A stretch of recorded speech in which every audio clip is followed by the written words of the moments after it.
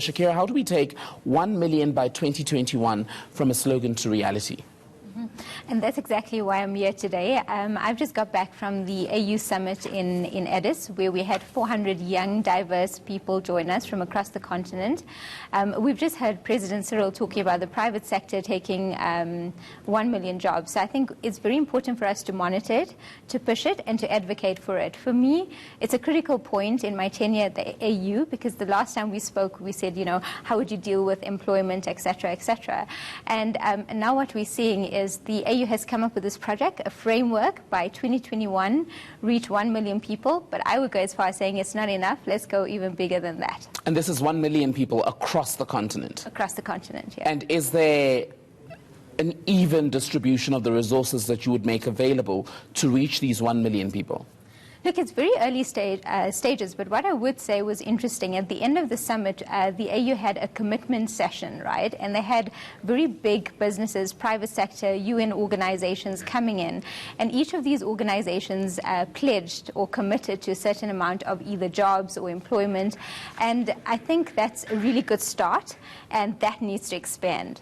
I want to talk about the 4 key elements. It's employment, entrepreneurship, education, and engagement. How is that going to be rolled out to Tembekile, who's sitting in Johannesburg, who's sitting in Harare, Zimbabwe, or in another part of the continent? So, the AU is a continental body. What's very important is how do we bring it closer to home, and how are member states actually implementing it. The AU doesn't implement it. It creates the framework, right? So we've got the Africa Youth Charter, and we have different policies. So at the national level, we see the president implementing the YES initiative. But it's also thinking around these 4 areas. And my job now within the SADC region is to come and say to governments, or the region as well, and say, the AU's launched this. How are we going to take this forward? And I'm very excited to be driving this for the next 2 years, I hope. Africa is massive, 54 countries. Is 1 million not too modest a target? So if I speak personally, I'd say, it's good to start small, have a good starting point, but I think we have the potential to go to 10, 15, 20 million. We absolutely should, because 1 million doesn't represent the percentage of young people on the continent or the percentage who are unemployed. And this 1 million by 2021, these young people, of course, their empowerment, their education, their employment is to be seen as part of the greater goal, 2063, where Africa, we're hoping, will be able to be declared a global powerhouse. Absolutely. Everything works towards Agenda 2063, but we have to push the urgency. We can't be waiting for 2063. This is a concrete step, a very concrete step by the AU on the youth front, which I think is fantastic.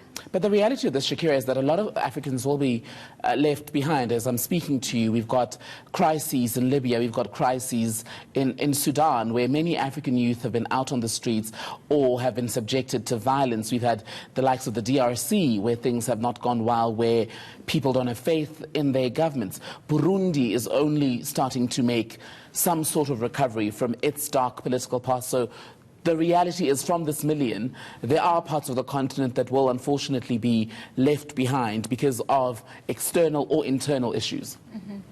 Well, ideally, we should be leaving no one behind. But, there was something the chairperson said at the summit that struck with me. And he said that our people are dying on the waters. The waters are cemeteries.